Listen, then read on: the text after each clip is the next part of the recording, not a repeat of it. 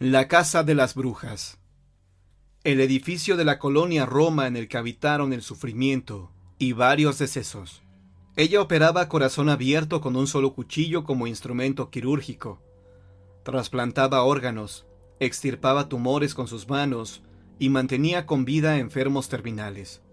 Esta bruja, de frente abombada y un ojo velado por una membrana blanca, fue una de las curanderas más famosas de la Ciudad de México. Pachita, como era conocida, esta cirujana psíquica también fue acusada de varios crímenes y señalada como una bruja que solo torturaba a sus pacientes. La chamana, quien realmente se llamaba Bárbara Guerrero, nació en Chihuahua en 1900 y falleció en el 79 en la capital. Pero el rastro de sangre, gritos y dolor que dejó es inolvidable. Algunos creen que salvó más vidas que cualquier cirujano certificado, y que al operar con solo la luz de unas velas y sin ningún tipo de equipo médico, se trataba de una mujer extraordinaria. Otros afirman que se trató de una charlatana, que lo único que logró fue convencer a los otros de que los curaría.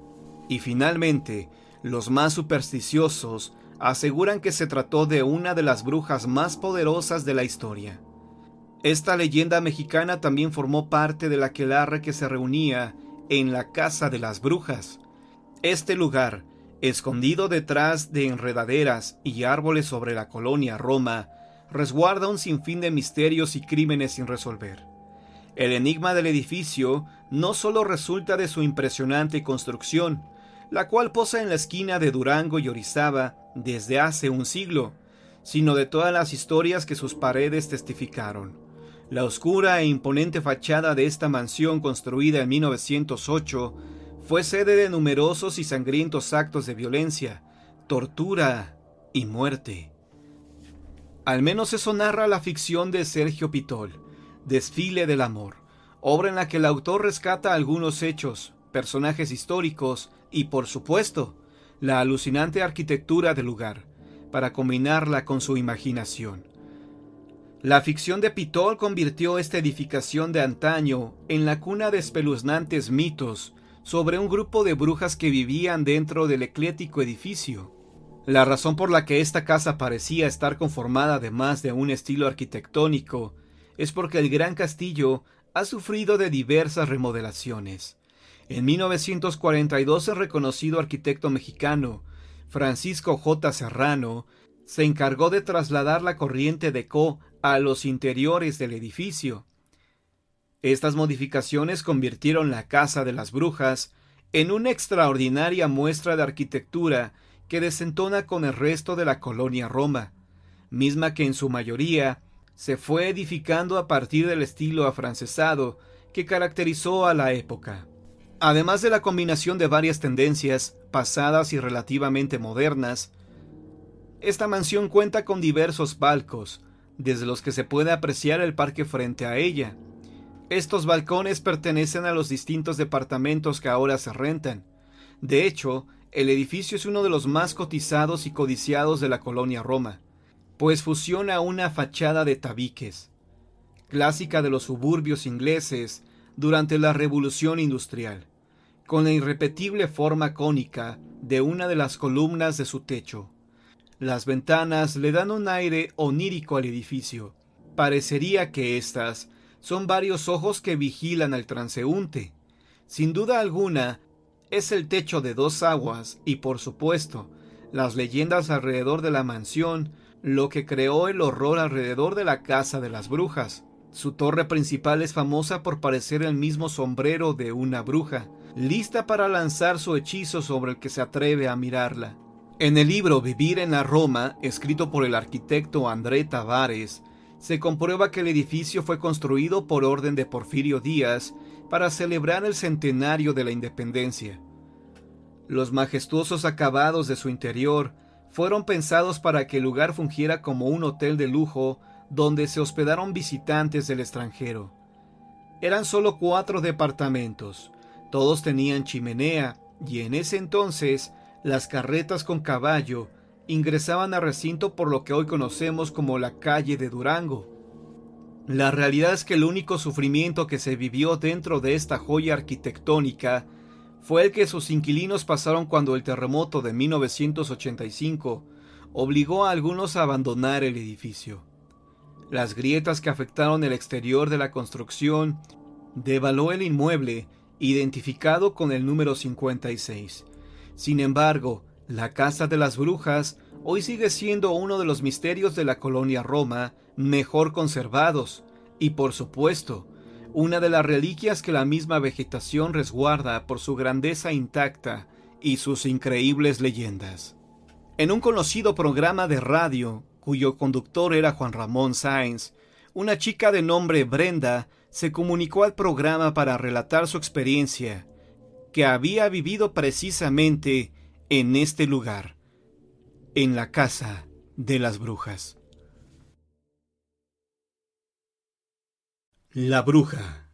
Relato basado en hechos reales, contado por Mariela Mendoza. Escrito y adaptado por Eduardo Liñán. Mariela Mendoza tendría unos 9 años cuando visitaba la ciudad de Cuernavaca con sus padres. Iba de vacaciones a disfrutar de esta pintoresca ciudad con climas agradables y a conocer lugares mágicos como Tepoztlán. Llegaría a la casa de unos tíos a los cuales tenía mucho de no haber visto, y sus papás visitarían a estos familiares de improviso y quizá quedarse a dormir. Todo iba bien hasta que llegaron. Cuando bajaron del carro notaron con extrañeza que la colonia estaba muy sola y que las casas de los alrededores estaban vacías. La única casa que parecía habitada era de los tíos de Mariela. Sin tomarle importancia, se dirigieron con los familiares solo para recibir una extraña y desagradable sorpresa. Habían fallecido por causa de un terrible accidente y no lo supieron hasta ese momento. Nadie les avisó. La señora que cuidaba la casa y que ayudaba a la familia fallecida vivía ahí y era una persona mayor de aspecto extraño, muy vieja con la cara completamente arrugada, de aliento terrible y con una sonrisa muy perturbadora que dejaba ver sus amarillos dientes postizos. Sobre su cabeza tenía una pañoleta negra que le daba un aspecto aún más inquietante, y cada que caminaba iba dejando una estela de un extraño olor como a lavanda, mezclado con excrementos y orines. Los padres de la niña aún estaban en shock por el supuesto accidente en el cual murieron los tíos. La vieja nunca supo explicar con claridad qué fue lo que les pasó, y con algo de despreocupación decía que le fue imposible comunicarse con los familiares y decirles, cosa que los padres de Mariela no creyeron.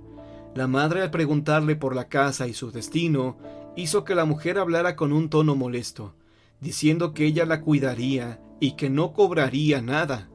Mis padres renuentes le dijeron que era deber de los familiares directos decidir eso, a lo que la anciana, haciendo una mueca de desaprobación, tan solo se paró del sillón y se fue a la cocina diciendo un montón de majaderías entre dientes. Al caer la noche todos se dispusieron a dormir. Los padres de Mariela cayeron en un sueño profundo y la niña, lejos de tener sueño, dormitaba en la habitación que la había tocado. Era de madrugada cuando se levantó al baño y para llegar a él tenía que pasar por la sala de la casa, aún con la somnolencia encima. Pasó de largo por la sala y notó por el rabillo del ojo que alguien se mecía en el sillón. Al voltear vio con asombro que era la anciana que estaba sentada, meciéndose plácidamente sobre el mueble. Y al preguntarle qué hacía ahí, la mujer lentamente volteó con la mirada fija dejando ver su rostro. Al verlo, la niña pegó un grito que se oyó por toda la casa. La anciana parecía mirarla fijamente, pero al observarla de cerca, pudo darse cuenta que no tenía ojos. En cambio, tenía unos párpados cerrados que se metían en las cuencas y una mueca asquerosa que hacía con una boca desprovista de dientes. Aquel rostro era perturbador. La niña, al querer salir de ahí, sintió como unas manos la tomaban de la sudadera que llevaba, jaloneándola para no dejarla ir, por lo que comenzó a sentir un terrible pánico. Como pudo, se zafó de aquellas manos que la aprisionaban para irse a meter a la cama y taparse de pies a cabeza. Temblando, Comenzó a orinarse encima cuando escuchó el rechinido de la puerta que se abría y se cerraba lentamente. No sabía si la vieja había entrado o estaba fuera. Cuando quiso ver un poco a través de la sábana, una parte de ella se levantaba para dejar de ver el rostro siniestro de la anciana. La niña saltó de la cama y corrió a la habitación de sus padres, que seguían dormidos profundamente, intentando despertarlos una y otra vez. Cuando por fin despertaron, escucharon el relato aterrador y salieron a ver qué sucedía. No había nadie en la casa, y la vieja roncaba en su habitación. Molestos por el escándalo y la ocurrencia de la niña, renuentes atendieron sus súplicas de irse a dormir a un hotel. Con algo de preocupación salieron de aquella casa a hospedarse en un hotel cercano. Antes de salir, la niña corrió a su habitación por un cambio de ropa mientras sus padres esperaban en el carro. Al momento de salir, fue tomada por detrás y tapándole la boca, la siniestra anciana le lanzó una advertencia con una voz ronca y grave. «Mira, maldita, más les vale no regresar. Si tú dices una sola palabra, acabaré a tus padres y a ti te arrancaré el corazón y me lo comeré».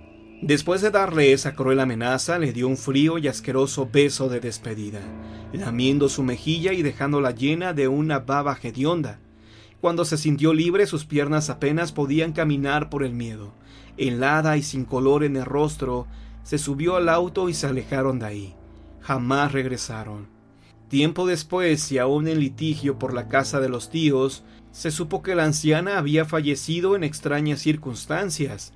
Había sido encontrada sin vida en el patio trasero de la casa, completamente desnuda y sin ojos. Estaba rodeada de plumas y aves muertas que inundaban el ambiente de un hedor a plumas podridas y excremento. La verdad nunca se supo y aún en nuestros días sigue siendo un misterio.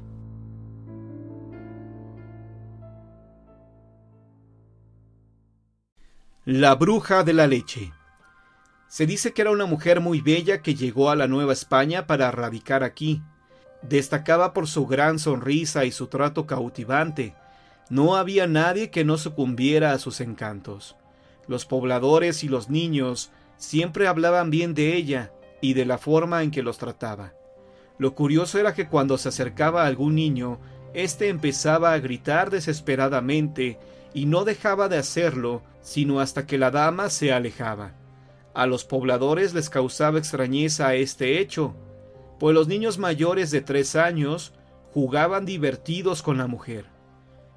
Lo que nadie sabía es que la mujer tenía un pacto con el diablo, que le había dado algunos poderes, entre ellos el de transformarse en una bola de fuego, pero también deshacerse de sus enemigos a través de prácticas de brujería, entre otros. El trato consistía en que se alimentaba de la sangre de los recién nacidos, de donde obtenía parte de su poder y juventud. Tiempo después de la llegada de la mujer empezaron a desaparecer los bebés durante la noche. Curiosamente nadie más. Los temerosos pobladores empezaron a investigar y acudieron a una casa donde lloraba un niño, apenas a tiempo para ver cómo se alejaba una bola de fuego. Otros aseguraban que la bola de fuego tenía el rostro de la mujer, pero que no tenía pies. Los habitantes rodearon la casa de la mujer y no le permitieron salir en tanto se hacían las investigaciones de la Inquisición. La mujer se debilitaba dentro de su casa, pero pidió ayuda diabólica y después de ciertos hechizos, de las paredes brotaba leche para alimentarla, mientras que las vacas de la región dejaban de producirla. El temor crecía entre los vecinos que sospechaban que cuando la bruja retomara sus fuerzas, iba a escaparse. Finalmente los inquisidores determinaron su culpabilidad y se le condenó a ser quemada en la hoguera. Desde entonces, los habitantes suelen colgar tijeras en las puertas de las casas o en las ventanas para ahuyentar a la bruja de la leche.